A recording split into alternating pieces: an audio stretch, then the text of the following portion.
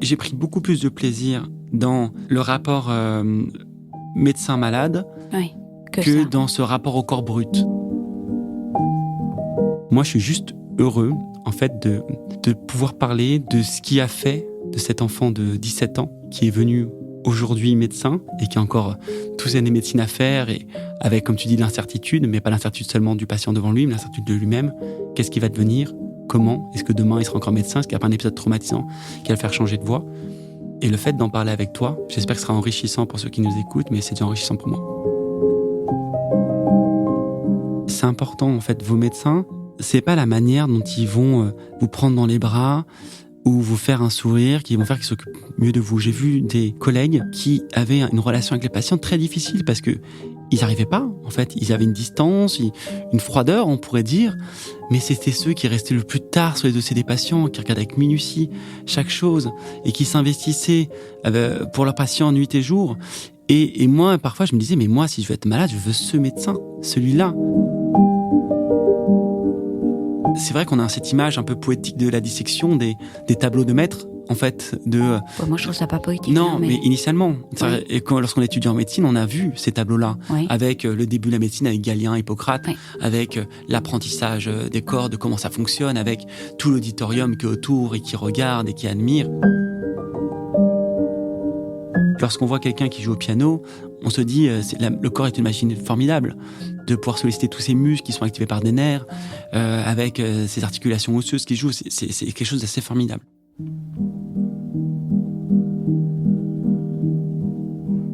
Bonjour, je suis Delphine Rémy et je vous accueille sur le podcast Naître princesse, devenir guerrière.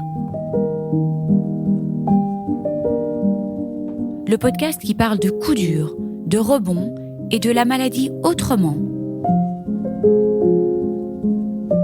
Vous entendrez ici des personnes inspirantes, des médecins, des experts, des philosophes qui, j'espère, vous feront du bien.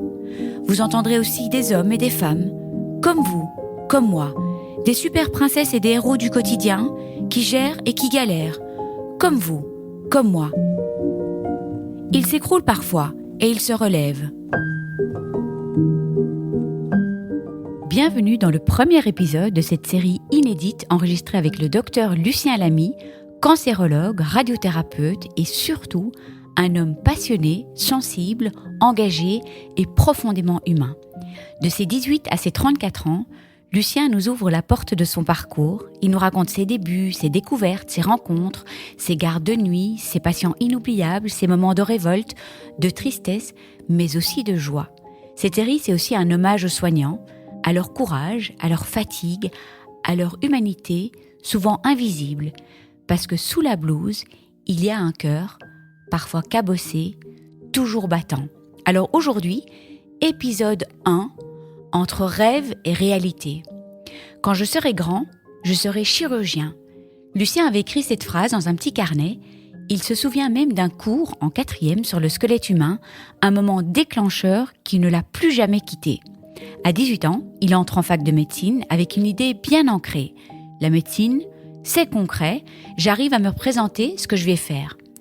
Mais comment devient-on médecin au fond ? Est-ce qu'on l'est dans l'âme, dès le départ ? Est-ce qu'on le devient au fil des années ? Est-ce qu'on apprend à être un soignant, comme on apprend l'anatomie ? Et puis, tous les médecins veulent-ils sauver des vies ? Ou certains choisissent-ils ce métier pour d'autres raisons ? Un geste technique, un savoir pointu, un besoin de précision ? Dans cet épisode, on revient sur les premiers pas de Lucien à la fac, le fameux concours, la sélection impitoyable qui laisse peut-être sur le côté des vocations aussi sincères que la sienne. Il nous raconte la pression, l'excitation, l'arrivée à la salpêtrière, le grand amphithéâtre, les premières illusions qui tombent et ce moment charnière, la dissection. Il en parle avec une telle intensité qu'on y est. L'odeur du formol, la froideur de la pièce, les corps nus, immobiles, posés sur les tables métalliques, et puis à l'humain déjà. Ce rapport qui se tisse lentement à travers les livres, bien avant les patients, l'empathie, l'apprend-on ? Ce stage infirmier en 2e année et cette immense reconnaissance envers les aides-soignants et infirmiers pour qui Lucien a une admiration sans limite. Derrière chaque blouse blanche, il y a un humain.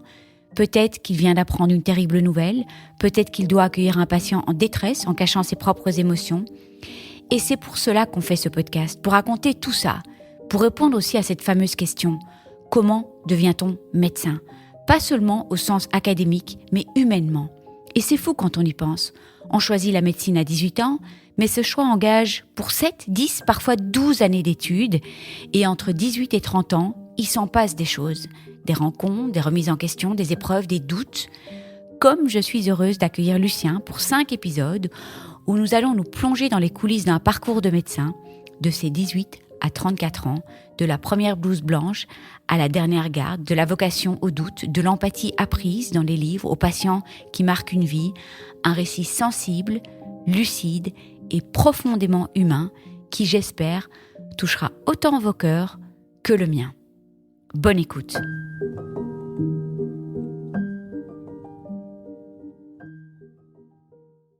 Bonjour Lucien.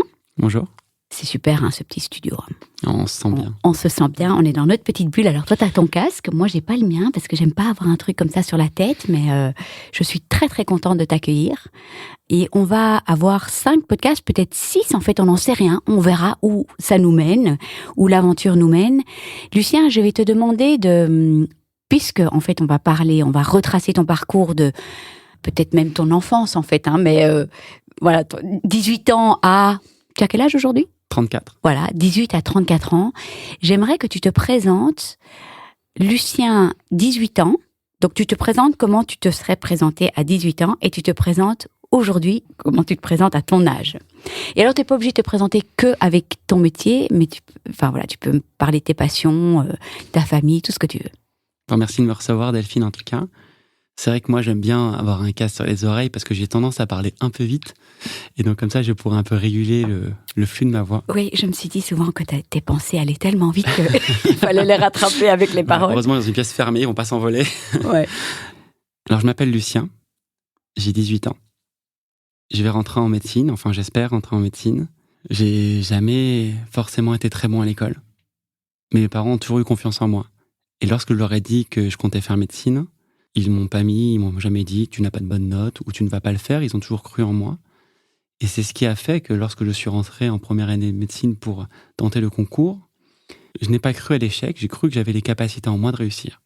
J'ai 18 ans et j'ai envie de faire médecine parce que c'est un métier dans lequel j'arrive à percevoir ce que je pourrais donner aux gens concrètement.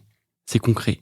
J'avais du mal avec les métiers comme ingénieur où les possibilités étaient peut-être nombreuses, mais je ne savais pas comment j'allais me représenter en tant que père, en tant qu'adulte, en tant que peut-être personne en fin de carrière et avec ce que j'aurais pu transmettre tout au long de ma vie.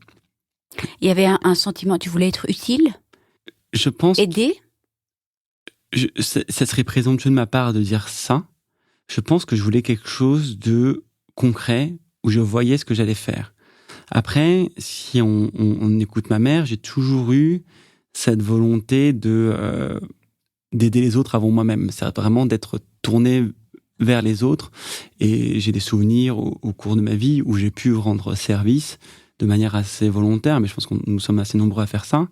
Et prendre plaisir. Je pense que j'ai toujours pris beaucoup de plaisir à voir le plaisir que je pouvais donner aux autres, en tout cas. Donc là, tu as 18 ans. J'ai 18 ans, ouais. J'ai même 17 ans. 17 ans. 17 ans. Et je reviendrai là-dessus parce que, évidemment, mais tu répondras à cette question après, c'est savoir quand tu as décidé de faire la médecine. Et là, maintenant, aujourd'hui, est-ce que tu peux te présenter, Lucien, 34 ans ? Aujourd'hui, j'ai 34 ans. J'ai la chance d'être marié à une femme que j'admire. Voilà, j'ai hâte de voir ce qu'elle va devenir l'année d'après. Et je suis extrêmement fier d'elle et de ce qu'elle fait d'elle et de ce qu'elle fait de moi.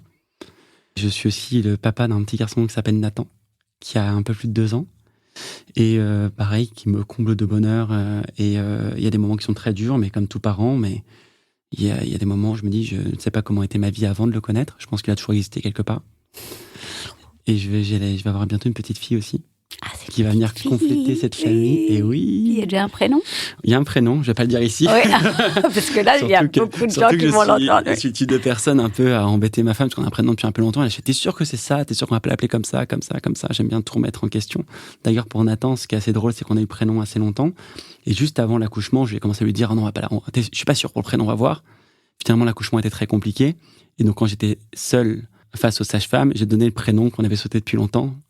Et donc voilà. Mais Mais donc, on a un prénom, je te le dirai peut-être en off. Oui, en off, d'accord, parce que là, il y a beaucoup de personnes qui vont l'entendre. Hein, et donc, j'ai commencé par ma famille, parce qu'aujourd'hui, ils prennent beaucoup de place dans ma vie.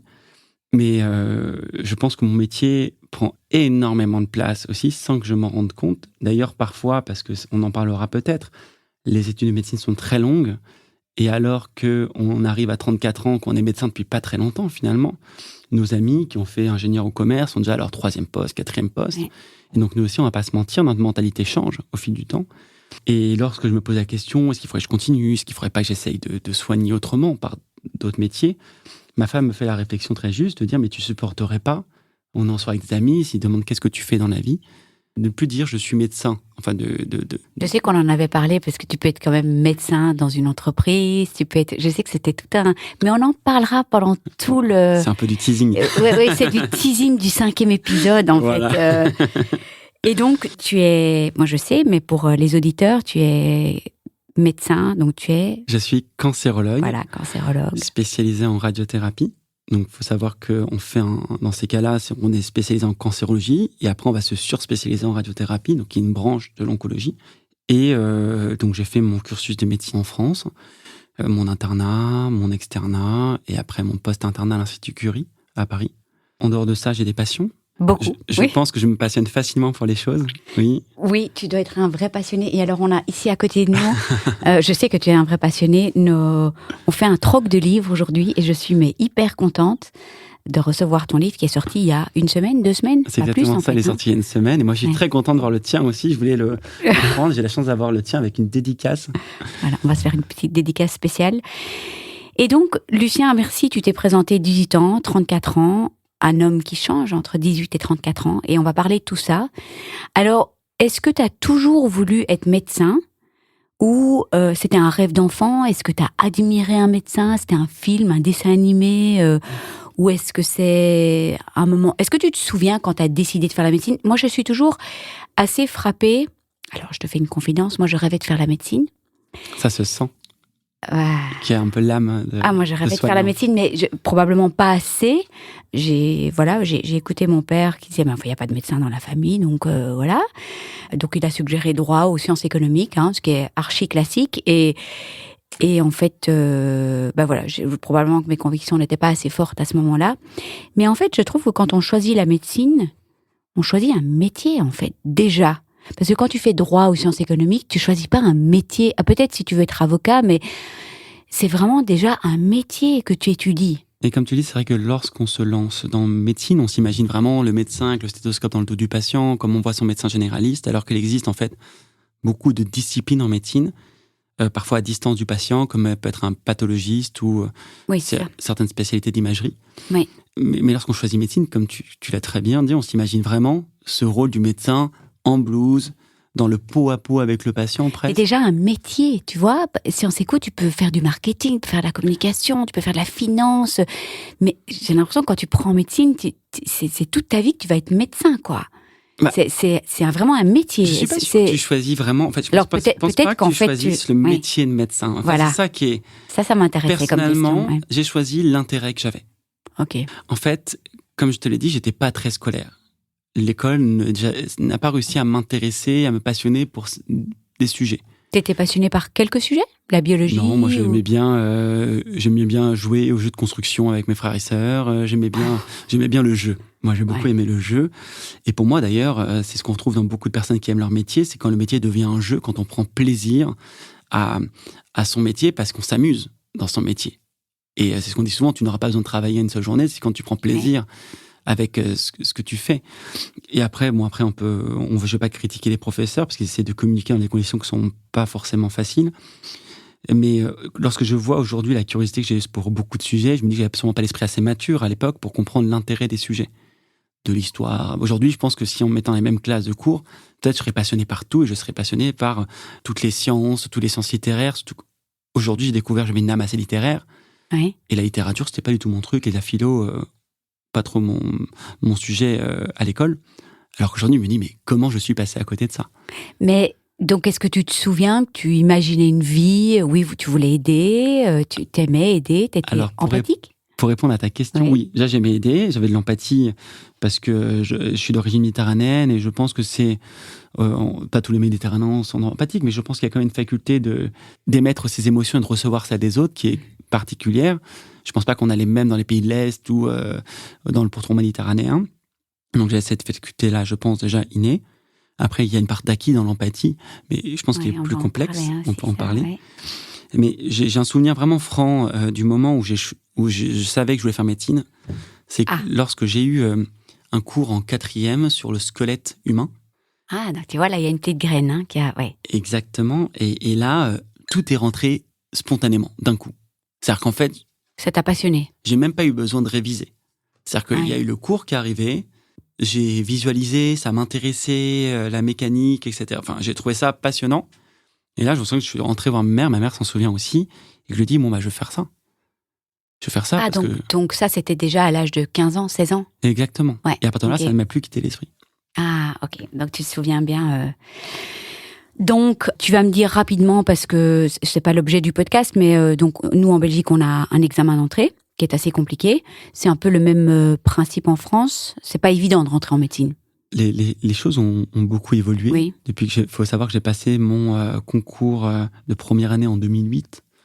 Enfin, t'es encore un bébé à côté de moi. Ouais. Mais peut-être certains qui nous écouteront, c'est vieux. Ouais. Et à l'époque, c'était un concours effectivement de première année où on avait le droit à 2 chances. Et c'est pour être admis en médecine. Admis en médecine. Ouais. Mais en fait, ça reste une première année de médecine. Lorsqu'on est admis, on n'arrive pas en première année, on arrive en 2e année. Donc, c'est la première année, la première partie des études de médecine.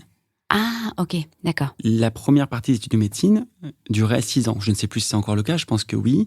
6 ans, avec une partie d'externat dont on parlera, où on passe la moitié de ses journées à l'hôpital. Oui. Lors du concours de première année, on est interrogé sur beaucoup de sujets, des sujets qui sont très pratiques, ça peut être comme l'anatomie, que moi j'adorais d'ailleurs, ou des sujets comme la biophysique, ou la biostatistique, voilà, ou des sujets comme la biochimie, la chimie organique. Lors de ce concours, il y avait 2 concours en janvier et en juin. Il fallait faire partie des 15% premiers pour être admis.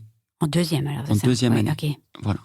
Lorsqu'on n'était pas admis, on pouvait prendre en médecine, il y avait d'autres domaines, comme on pouvait devenir kiné, sage-femme ou dentiste.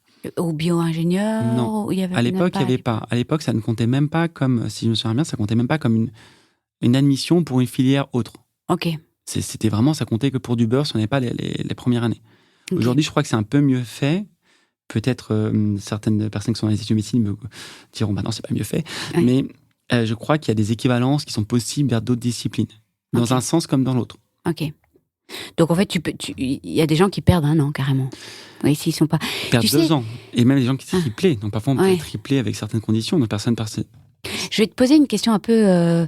Tu vois, ce concours est tellement difficile en Belgique. Parfois, je me dis, il y aurait eu de très bons médecins, très empathiques, mais ils n'ont pas réussi l'examen d'entrée. Et donc, nous, ça s'appelle un examen d'entrée chez nous. Et c'est triste, en fait. Des médecins qui auraient rêvé d'être médecins et qui n'ont pas réussi le concours et qui seront jamais médecins. Alors qu'ils auraient été certainement des excellents médecins. C'est dommage de briser des vocations, en fait, pour... c'est difficile, quoi. Alors, il y a plusieurs choses comme ça. Moi, il y a plusieurs points sur lesquels j'aimerais venir que tu as évoqués. Déjà, le premier, c'est comment... On va savoir à l'âge de 18 ans comment on est un bon médecin à 34, 35 ans.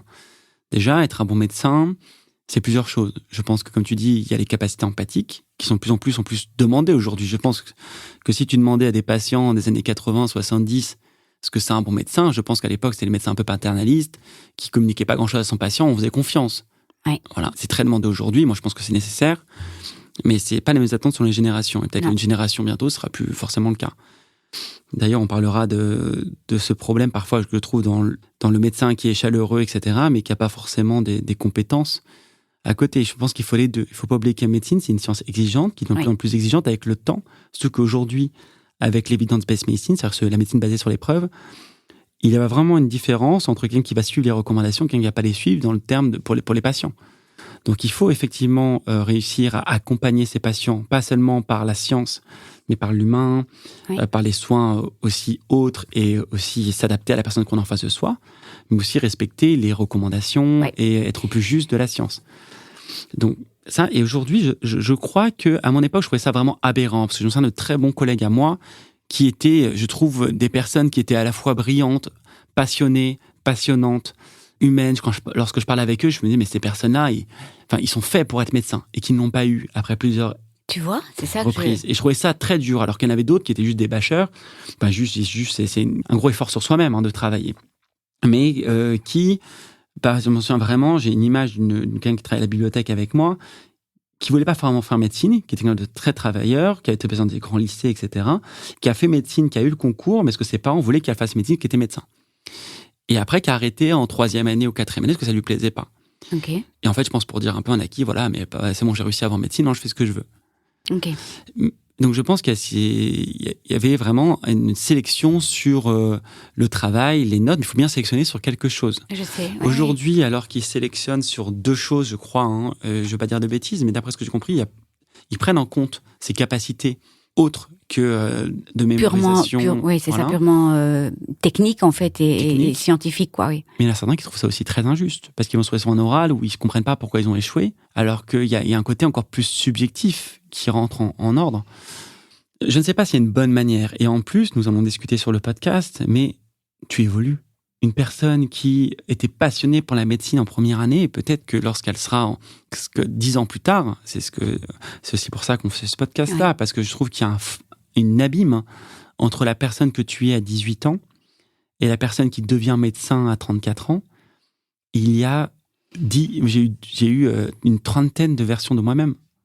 Oui. Bah alors, tu parles de cet ami-là qui a arrêté après 4-5 ans.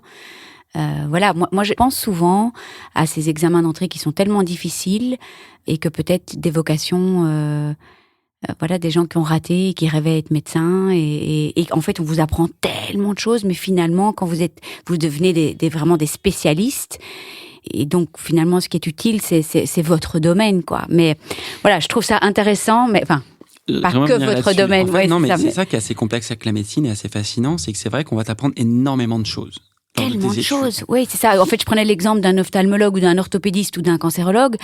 Vous allez apprendre tellement de choses, mais après, vous allez être super spécialisé. Tout est lié. Moi, je suis très contente de connaître des maladies rares comme le Wegener, comme le lupus, même dans ma spécialité, parce que lorsqu'un patient va avoir un antécédent de lupus ou un antécédent de glaucome aigu fermé de l'angle, mais bien sûr, en fait, je vais savoir en quoi ça a peut-être une incidence sur ce que je fais ou pas. Oui. En fait, cette connaissance globale, elle est importante. Bien sûr. Mais c'est vrai qu'il y a des discussions, je crois, sur ce sujet. C'est que dans la deuxième partie d'études de médecine, lorsqu'on est externe et qu'on va choisir ses spécialités, c'est vrai, comme tu dis, qu'un chirurgien orthopédiste n'aurait pas besoin de connaître les complexités des pathologies pédiatriques. Voilà, mais en France, en tout cas, je ne sais pas comment c'est en Belgique, faut savoir qu'on a un second concours, je ne sais pas si tu étais au fait de ça, pour la spécialité. Ça, je pense, oui, nous aussi. Voilà. En 6e année. Oui. Et donc, celui-là, il est vraiment sur le corpus de tout ce qu'il faut connaître en médecine. Oui. Donc, tu dois connaître la pathologie hyper rare de l'enfant, mais tu dois connaître aussi... En fait, c'est basé sur les 6 premières années, c'est ça. C'est les normes concours. Exactement. Ouais. Ce concours-là, à mon époque, comme ça je fais le vieux aussi, à mon époque, c'était des dossiers écrits. On avait 9 cas cliniques. Donc, ça pouvait tomber un cas clinique sur un AVC, un patient qui a un AVC au début...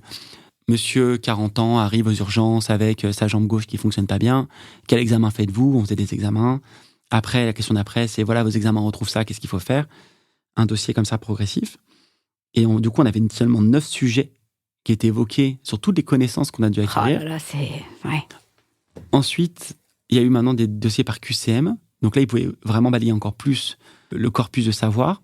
Mais de ce que j'en ai entendu, ça tirait plus dans les coins. Voilà, je ne sais pas si, encore une fois, s'il y a une bonne manière d'évaluer. Ouais. De toute manière, il faut... Je sais que maintenant, il y a aussi en Belgique, il y a un test d'empathie dans l'examen d'entrée. Comment on teste l'empathie ? Ça, c'est quelque chose qui était dur à apprendre. Je serais très curieuse de voir quelles sont les questions, mais je sais que ça a été rajouté à l'examen d'entrée. Donc, comment on teste l'empathie ? Quand même. C'est très dur à apprendre l'empathie. Est-ce que... Je vais te poser une question. Parce que, évidemment, tu es... Enfin, je ne sais pas si tu peux répondre pour tous les médecins, mais est-ce que tu penses que tous les médecins commencent la médecine en voulant... ça fait peut-être un peu cliché de dire ça, mais en voulant sauver des vies, ou alors tu as vraiment des gens qui se disent « Ok, moi, c'est vraiment des actes techniques que j'apprécie, où il y a quand même toujours, à un moment donné, une espèce de vocation quand même. » Comme tu dis, c'est une question très complexe, parce que je ne suis pas à l'intérieur de toutes les têtes, il y a aussi ce que les personnes disent et ce qu'ils vivent à l'intérieur d'eux-mêmes. Oui.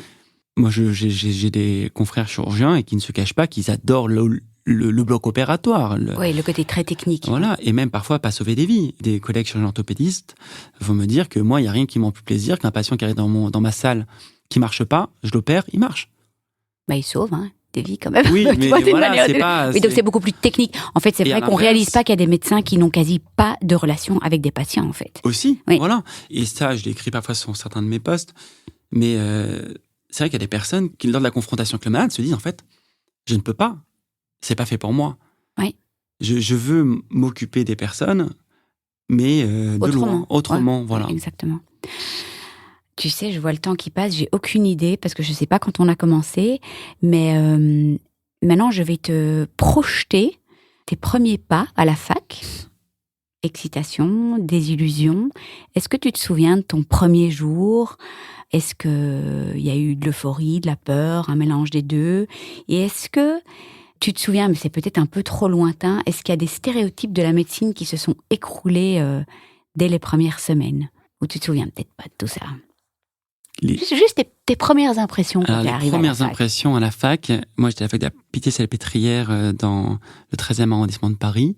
Déjà, c'est l'immensité et l'histoire qu'il y avait derrière. C'est-à-dire qu'il y a le grand bloc de la faculté et à côté, il y a l'hôpital de la Pitié-Salpêtrière avec toute son histoire, tous ces bâtiments. Les médecins en blouse qui vont prendre leur café, on prend le même café dans le même relais que les médecins en blouse. Ah ouais. Il y a quelque chose de... On voit déjà, pourquoi on travaille. Déjà, ouais. Voilà, on se dit, OK, je peux aller de ce côté de la faculté. C'est génial. Je peux devenir comme eux. Ensuite, les premiers pas à la faculté, ils sont quand même sous une certaine pression. C'est la pression du concours. Finalement, on nous répète, cette année-là, on nous répète que parmi tous ceux qui sont là, très peu seront admis. En fait, vous n'êtes pas des médecins. Vous êtes des étudiants voués à l'échec, d'une certaine manière. C'est un peu ça. Donc il y a une compétition. Il y a une vraie compétition. Il y a une vraie compétition entre les étudiants, mais aussi qui, je vais pas dire qu'ils s'amusent de ça, mais les professeurs ont tendance à nous répéter que parmi tous ceux de l'amphithéâtre, ils nous disent voilà que bientôt il y en aura. Regarde ton voisin de droite, ton voisin de gauche, il y en aura qu'un des trois. Surtout que l'amphithéâtre est blindé au début, là sur les escaliers, et ils vont dire voilà, vous en faites pas, bientôt il y aura de la place dans l'amphithéâtre. Oui. Bon. Et c'est une vérité, c'est que je pense qu'ils voient chaque année. J'ai eu la chance d'être à la bibliothèque. Moi, je pouvais pas trop travailler chez moi. J'ai eu la chance d'être à la bibliothèque. Et la bibliothèque, c'est un refuge pour, je pense, beaucoup d'étudiants. C'est qu'il y a une sorte de groupe de bibliothèques. Ça veut dire qu'en fait, je pense qu'il parle de la compétition à certains endroits.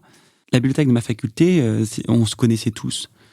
Et on voit les autres qui travaillent. Et ça, c'est un peu, ça nous entraîne. Mais c'est pas un vrai souvenir de faculté. C'est un souvenir vraiment de... Je suis dans l'écurie. Voilà, je suis dans l'écurie. Il faut que je fasse partie des meilleurs. Et il faut que je travaille. Et tu bosses, quoi. Ouais. Ben, on va arriver à l'apprentissage du corps et de l'humain.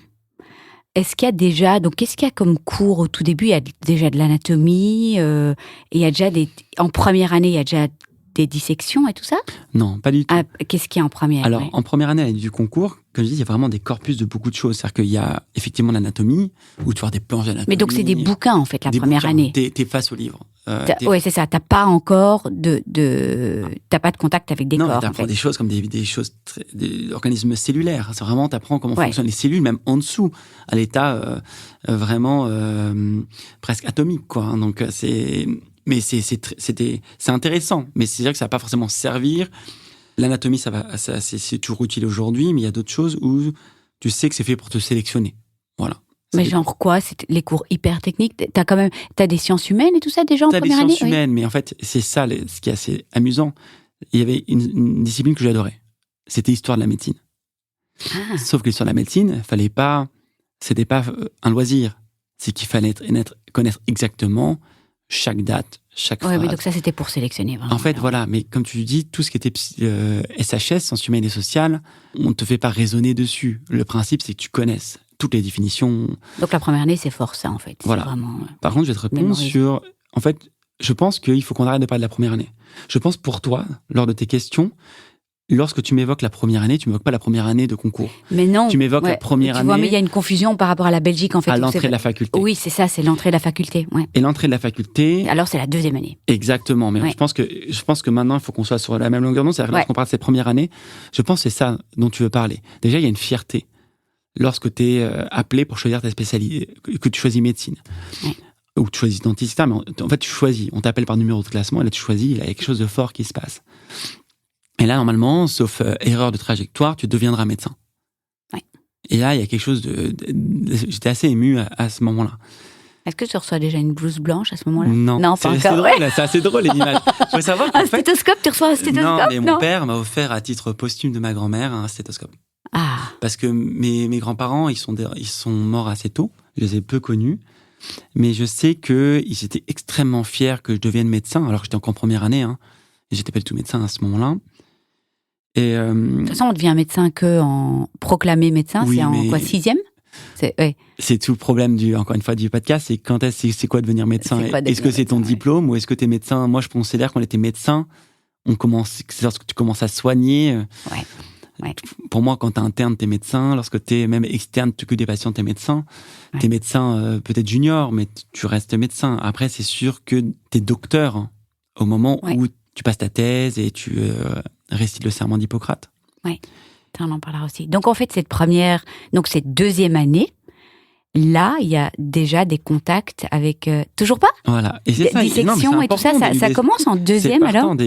C'est important début des semaines parce que en deuxième année, c'est une année en fait où tu as beaucoup de cours et ceci c'est assez décevant. Je pense que tu le perçois, c'est que quand est-ce que tu commences à voir les patients? Toi, t'as envie de s'attaquer. Mais t'as vu que je te pose la question, mais quand est-ce que t'as vu ton premier patient? Quand est-ce que t'as envie? Faut pas oublier déjà que t'as 20 ans à ce moment-là. Et en fait, tu fais un petit stage infilé des bouquins et des bouquins et des bouquins voilà, et des bouquins. Et tu continueras à t'en enfiler. Ouais. Parce que la deuxième année, on fait la fête, etc. Parce que on va dire que les cours sont moins sélectifs. Ouais. Il faut avoir la moyenne pour passer, mais tu as quand même beaucoup de choses à apprendre. Et ensuite, mais si, en fait, tu as raison.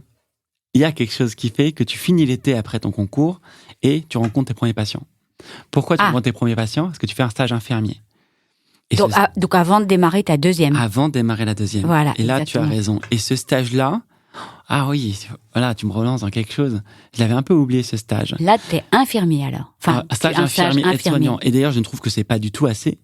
Parce qu'en fait, tu le fais 1 semaine, 2 semaines, dans un plus, c'est juste pour voir, alors qu'en réalité... C'est énorme comme boulot. C'est un boulot, mais qui est monstrueux, qui donne énormément. Moi, je regrette qu'il n'y ait pas assez de considération pour ces professions qui ont un don d'eux-mêmes qui est incroyable. Moi, je pense aussi aux aides-soignants. Enfin, moi, j'ai accompagné les aides-soignants pour les toilettes des patients, il y a... Et parfois, quand on parle de pénibilité du travail, quand ils ont 50, 60 ans, et travaillent des corps qui font parfois le double de leur poids, parfois seuls, quand il y a plusieurs choses à faire dans le service. Et en plus, c'est dur. Moi, je trouve aussi au niveau du contact au corps. Hyper dur. Quand on soigne des escarres, quand on soigne des patients ou des toilettes mortuaires, Et là, d'ailleurs, c'était assez fort. Moi, je sais qu'en tant que jeune de 20 ans qui vient de finir ses études, sa première année de médecine, on ne connaît rien, on a une blouse sur le dos, mais qui ne veut rien dire. On se retrouve dans des chambres de patients, et dans ces chambres qui sont tout leur monde, ça j'en ai parlé, et un peu, on ne sait pas où se mettre, on ne sait pas comment faire, on a envie de prêter un coup de main. Et d'ailleurs, moi, j'ai un souvenir qui persiste jusqu'à aujourd'hui, c'est lorsque je vois une infirmière brancarder quelque chose, ça, j'essaie toujours d'essayer de brancarder, l'aider parce que je sais que tous ces mouvements-là, tous ces gestes-là du quotidien, c'est épuisant. Et j'ai jamais et ça, je pense que c'est un peu mon éducation aussi méditerranéenne. Mes parents, je dis, sont d'origine tunisienne. Je considère pas, parce qu'on est médecin, qu'on est supérieur aux autres. J'allais te demander, parce que on sent même, nous, moi j'ai eu beaucoup de séjours à l'hôpital, évidemment, avec le cancer. J'ai vu parfois cette hiérarchie médecin, infirmière. Un jour, je raconte la petite anecdote, j'arrive pour une opération. Donc j'arrive dans le couloir, au bureau des infirmiers, là, tu vois, j'imagine c'est la même chose en France, mais il y a la vitre, et je m'adresse à une dame avec une beige, elle avait un scrub blanc, en fait, je pense, et je lui dis, voilà, je viens parce que je voudrais savoir quelle est ma chambre, et elle me dit, je suis médecin, c'est pas à moi qu'on s'adresse. Alors là, c'est un autre complexe au courant, c'est que souvent... C'était incroyable, comme si c'est genre parler aux infirmières, quoi. Je pense que c'est un autre problème, parce que c'est fou, quoi. les femmes médecins, elles ont un problème avec ça, c'est que souvent, lorsqu'il y a un homme, c'est avec le médecin, et lorsqu'il y a une femme, on va souvent pour la prendre pour l'infirmière. Mais il y a des infirmiers aussi, oui, en plus. Totalement, mais c'est vrai que moi, j'ai eu... Parfois, lors de mes stages, j'étais externe, j'étais avec mon chef, et les patients, ils s'adressaient à moi. Et moi, je leur disais, non, à côté, c'est elle, ma chef. Oui, c'est ça. Et je pense qu'il y a autre chose qui se joue là-dedans.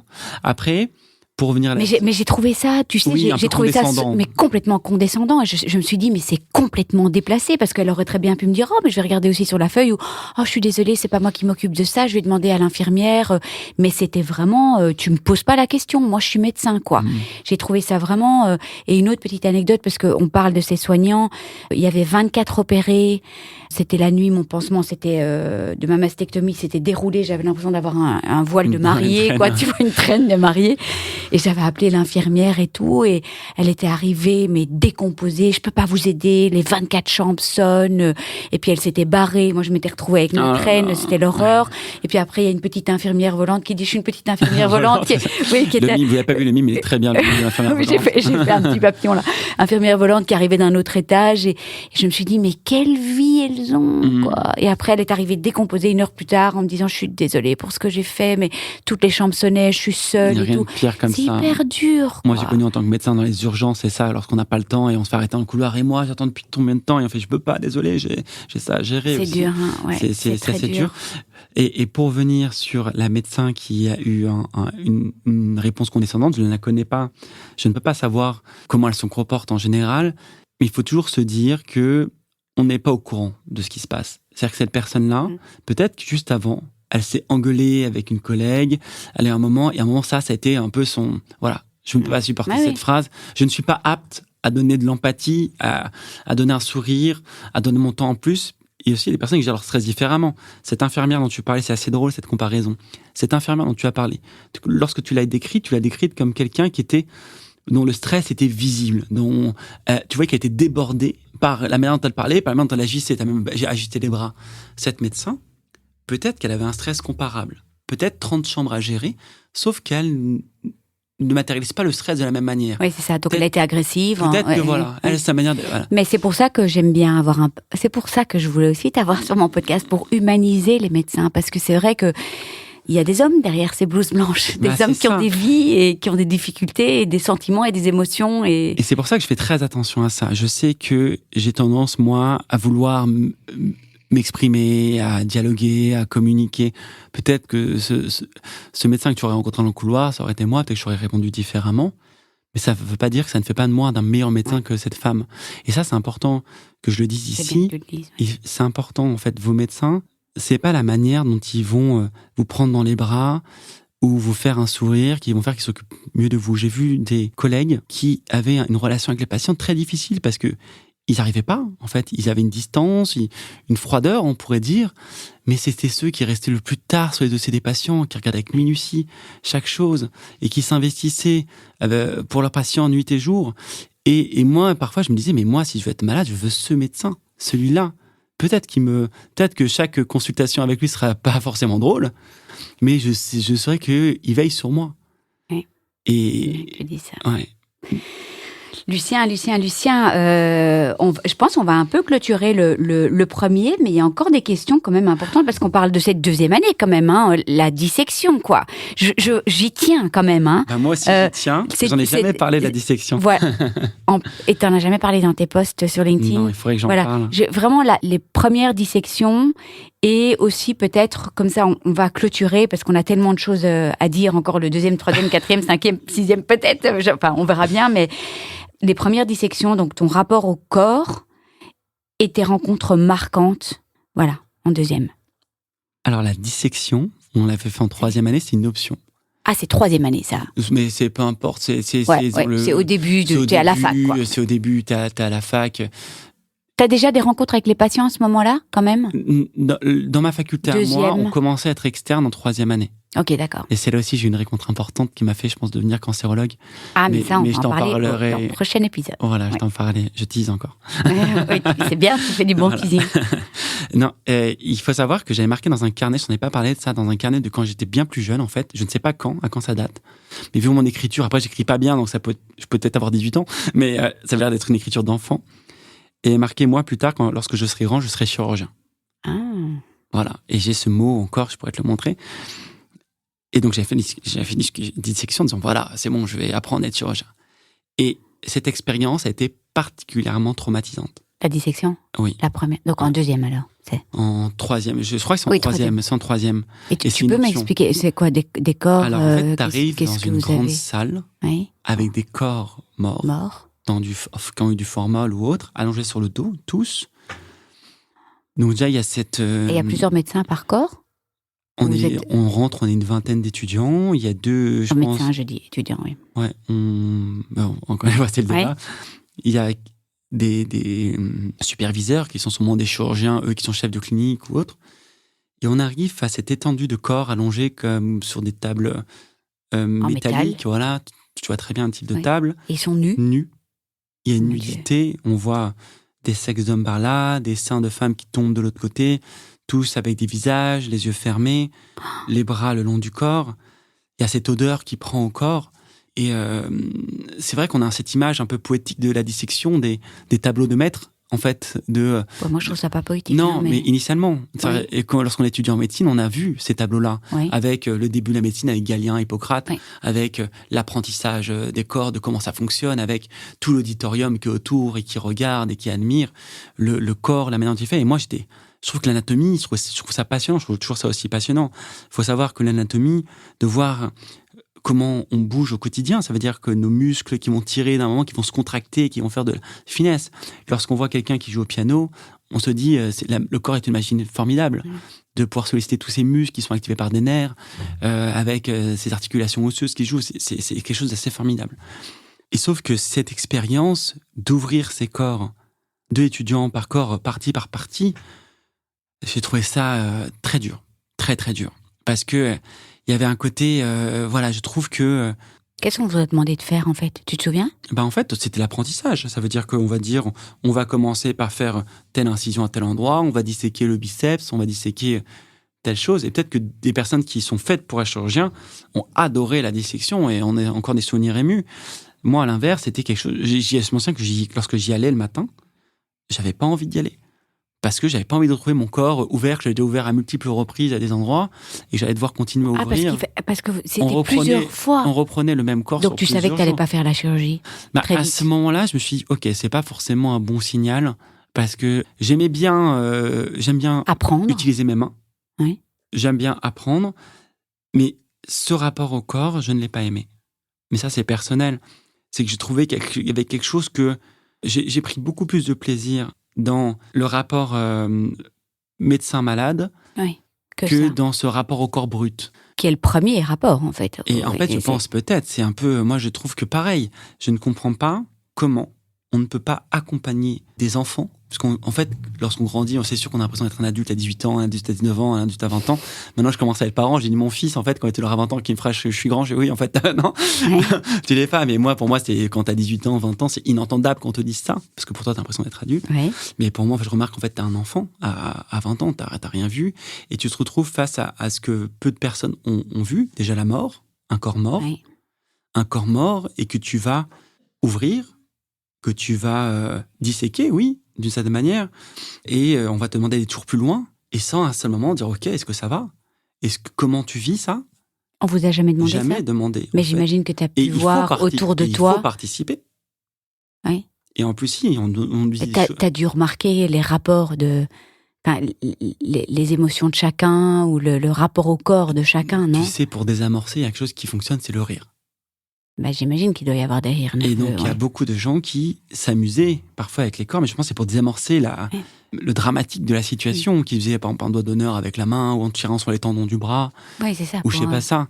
Mais, se détendre, quoi. Voilà, pour un peu sortir le macabre de son contexte. Mais j'ai le souvenir qu'on me donnait des conseils pour l'odeur, par exemple, de mettre des petites choses sous le nez, sous le masque, pour sentir autre chose.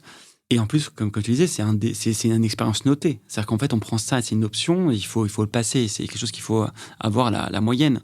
Mais ça, tout le monde, là. Non, pas tout le monde. C'est un choix. Ah, c'est un choix. Donc, c'est pour ça, peut-être aussi. Peut-être qu'on se dit, ceux qui ont fait ça, ils ont choisi d'être là.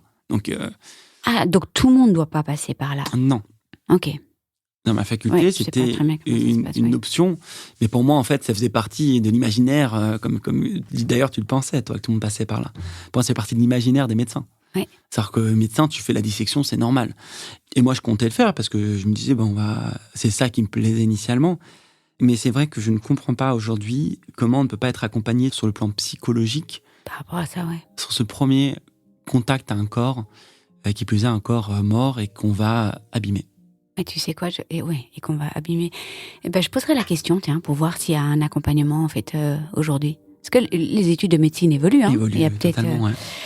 Alors Lucien, pour clôturer ce premier épisode, je vais quand même te poser encore une question peut-être pas évidente parce que je sais pas si tu t'en souviens, mais est-ce que tu as eu un moment très marquant à la fac? Est-ce que tu as admiré un professeur ou un étudiant en médecine avec toi ou un contact, une émotion très forte avec un patient? Voilà, on va clôturer avec ça. Tu vois, moi je pense que ce serait une très bonne question pour le second épisode parce que j'ai beaucoup de choses à dire à ce sujet. T'es vraiment un très bon teaser. Lucien, je te remercie pour ce premier épisode. Merci et je me réjouis de te revoir sur le second épisode. À bientôt. Et voici quelques petits extraits de la semaine prochaine. Et cette blouse aussi, lorsque je la dépose en fin de journée, elle garde avec elle une partie de ce que j'ai absorbé. Donc tu ramènes pas tout à la maison. Exactement. Et moi, ce que je trouve qui met de la distance, et ce que j'essaie de casser parfois, c'est pas la blouse, c'est la table, le bureau, dans la salle de consultation. Mmh. Est-ce qu'il t'arrive de faire le tour du bureau, de te mettre à côté du patient? En fait, c'est pas toi et ton patient, c'est toi, ta vie et ton patient. Et ça, aujourd'hui, ça m'est resté. Lorsque je choisis ma spécialité, j'ai dit, ok, qu'est-ce qui m'a apporté le plus de richesse dans tous les stages dans lesquels je suis passé? C'est les patients qui avaient des cancers. Je trouve que j'avais des relations qui étaient très intenses par rapport à ce qui se passait entre nous. En fait, c'était pas de la banalité. En médecine, on veut pas que tu casses. On a besoin de toi. Est-ce que la médecine, c'est bien plus qu'un métier? La médecine, c'est bien plus qu'un métier. La médecine, ça nous habite avant d'être médecin, je pense. Avant d'entrer en médecine, il y a des personnes qui ne seront jamais rentrées en études de médecine et pourtant qui seront médecins toute leur vie par la manière dont ils prennent les personnes dans leurs bras, comment ils encouragent. Je suis super émue. Comment ils soignent tous les gens autour d'eux constamment et jusqu'à la fin de leur vie. Je vous remercie de tout cœur de nous avoir écoutés. N'oubliez pas de vous abonner si vous désirez recevoir les notifications des prochains épisodes. Et puis si vous avez apprécié cet épisode, ça me ferait vraiment très plaisir que vous me laissiez une bonne note, 5 étoiles, comme à l'école, et peut-être même un commentaire ou un partage sur les réseaux sociaux, parce que c'est grâce à vos commentaires, à vos étoiles, vos partages, que le podcast pourra aider plus de monde encore, et c'est tout ce que je souhaite. Donner ou redonner espoir, ce serait les coups tous ensemble, partager nos joies, nos peines, et célébrer toutes nos petites victoires. Si vous aussi vous désirez partager votre histoire, n'hésitez pas à m'envoyer une petite vidéo témoignage de 5 à 10 minutes avec les thématiques que vous souhaitez aborder. Tout est expliqué sur le site internet cancerjegère.blog. Et puis, dernière petite chose, Naître Princesse Devenir Guerrière a lancé sa nouvelle page sur Buy Me a Coffee, une plateforme de soutien pour aider les créateurs de contenu, les podcasteurs, les artistes, les magiciens, les clowns et j'en passe à vivre de leur passion. Comme vous pouvez l'imaginer, le podcast représente un énorme investissement en termes de temps, de travail et de moyens. Un effort qui m'est évidemment rendu au centuple grâce à tous vos mots doux, vos écoutes, vos commentaires, vos encouragements et j'en passe. Et pour tout cela, merci du fond du cœur. Mon intention aujourd'hui est de pouvoir rendre le podcast pérenne et qu'il puisse s'autofinancer. Alors recevoir le soutien de mes auditeurs serait le plus beau des cadeaux. Un petit montant, 1 euro, 2 euros, 5 euros, peut faire une énorme différence. Si vous désirez me soutenir, toutes les infos sont dans la description de tous les podcasts et sur mon site internet. Et je tiens vraiment à dire que la gratuité de mon podcast est et restera ma grande priorité quoi qu'il arrive. Je veux qu'il puisse aider le plus grand nombre, peu importe les moyens. Je vous embrasse tous très fort, prenez bien soin de vous et je me réjouis de vous retrouver la semaine prochaine.